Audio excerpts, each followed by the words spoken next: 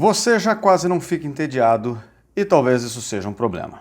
Muito boa tarde, boa noite, boa madrugada para você que acompanha o canal do Apollo. Estamos aqui com mais um vídeo e hoje nós vamos falar sobre esse que é um problema contemporâneo que tem a ver com algumas coisas como redes sociais, smartphones, tem a ver com nossa saúde e performance mental. Mas antes de entrarmos nesse assunto, vamos notar que este é o primeiro vídeo publicado aqui no ano. Ano novo, coisas novas, nós estamos aqui com alguns belos equipamentos. Agora estamos aqui com um belo microfone de lapela e teremos o auxílio também deste belo tablet que eu acabei adquirindo e é da onde vem essa caneta que vocês me verão segurando muitas vezes.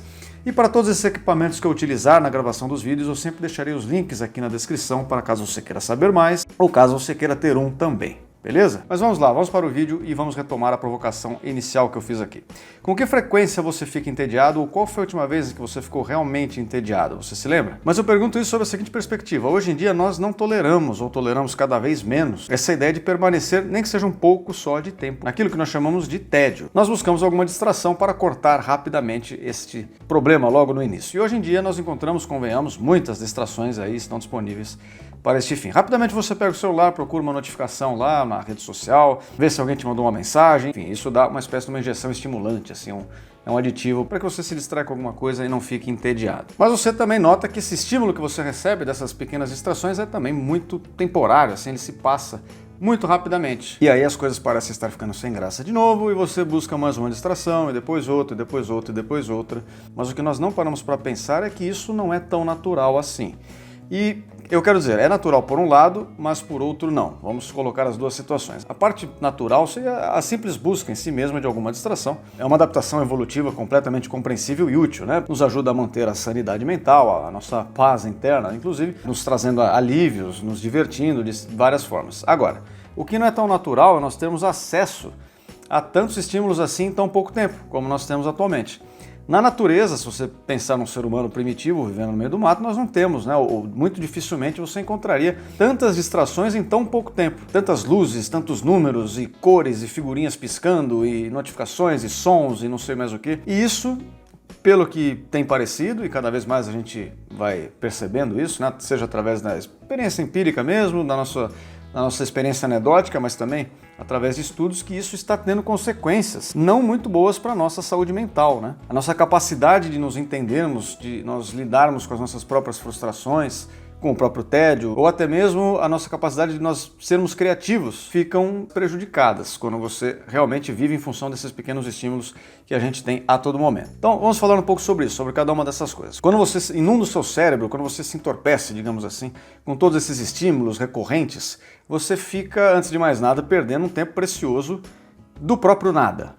Nada entre aspas aqui, né? É claro que nós sempre estamos pensando em alguma coisa. Mas agora, nesses momentos, digamos, de vazio, de silêncio da mente, é que nós temos a oportunidade de pensarmos sobre questões relacionadas a nós mesmos, questões internas, né? Assuntos muito diversos também. Alguns, claro, mais profundos e outros menos. Não necessariamente a gente pensa em coisas grandes a todo tempo. Mas é nesse momento em que surgem os nossos pensamentos mais introspectivos, autocentrados, que nos situam bem perante nós mesmos. E é muito importante o desenvolvimento dessa autoconsciência. Você já parou para notar, por exemplo, que muitas das nossas ideias mais interessantes às vezes surgem em lugares meio estranhos, digamos assim, tipo no banheiro, ou quando você está, sei lá, de pé num ônibus ali, segurando o balaústre, pensando na vida, não tem nada para fazer, esperando o ônibus chegar. Depois, assim, é verdade que muitos desses pensamentos a gente acaba esquecendo, né? Na hora parecem ideias brilhantes que depois somem e nunca mais a gente vai saber sobre o que a gente pensou naquela hora, mas é verdade. Dá até uma sensação de desperdício. Mas assim, pare para pensar, o que esses lugares têm em comum? O que o banheiro, o banho, o ônibus ou situação análoga tem em comum? E a resposta, você já deve estar chegando, é que são momentos em que geralmente nós somos forçados, né, entre aspas, a ficarmos um pouco mais entediados do que o normal, percebe? Essas coisas não são muito estimulantes por si só, então, não sendo o maior dos entretenimentos, isso acaba alimentando aquela espécie de ócio criativo. Vamos nos apropriarmos desse termo só para que a gente possa entender aqui. É nesse tédio em que muitas vezes o seu cérebro se exercita para criar ele próprio a sua distração.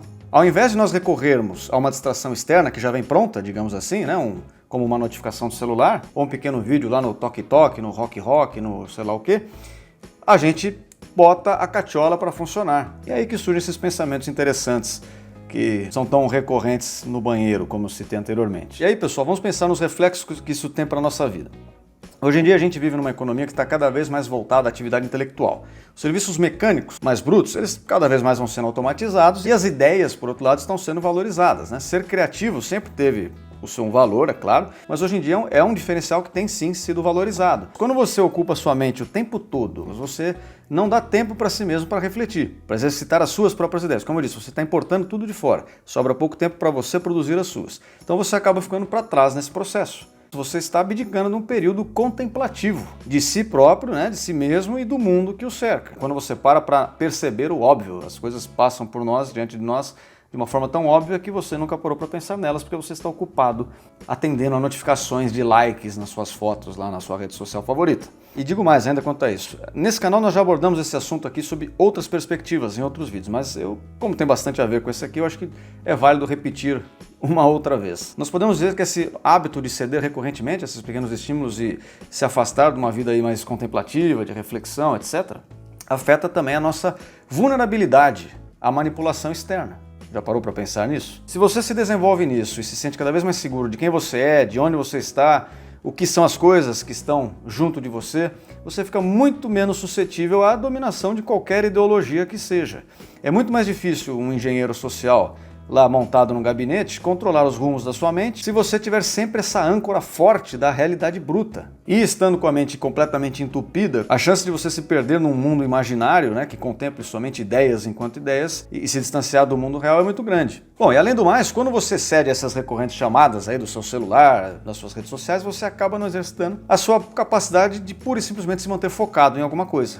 Também é um outro déficit de performance que você vai ter em qualquer atividade que você vai exercer. Nós seres humanos não somos perfeitos nisso, nós nos distraímos, e até porque manter o foco em alguma coisa é uma atividade extremamente cansativa, demanda um monte de energia, nós temos recursos limitados, né? Então é realmente uma coisa desgastante, mas hoje em dia, pessoal, as pessoas não conseguem manter a atenção mais num vídeo, numa conversa, ou em qualquer coisa que seja, nem por 30 segundos. As pessoas só querem assistir tudo acelerado, em 2, 30 vezes, alimentando as suas ansiedades, e, de novo, distorcendo a realidade, né? Porque quando você vai conversar com alguém no mundo real, essa pessoa não tem botãozinho de vezes 2 para você assistir ela falando mais rápido. E aí você, diante de uma pessoa real, de carne e osso, se sente desmotivado. Fala, ai que chato ouvir esse cara falando, ai que chato ouvir um vídeo de 5 minutos. Pois é, as pessoas estão assim, elas não têm mais paciência para absolutamente nada. E colocando um elemento extra, como esse canal a gente sempre fala aqui muito de economia, vamos falar como, do ponto de vista econômico, a gente mencionou, né, a questão do desenvolvimento da economia contemporânea, que valoriza as ideias, mas tem outro aspecto econômico relacionado a isso, que é o da preferência temporal, que nós já comentamos aqui algumas vezes, mas vale sempre ressaltar. Ficando desacostumado a executar tarefas que exijam mais tempo, que são mais chatas, que sejam tediosas, nós estamos abrindo mão de tarefas que, olha só, muitas vezes são as mais produtivas, são as mais rentáveis, né? E até por isso, quando você se propõe a fazer alguma coisa que pouca gente tem disposição de fazer, é nesse momento que você se torna alguém diferenciado, né? Você vai colher os resultados também que essas pessoas não colhem.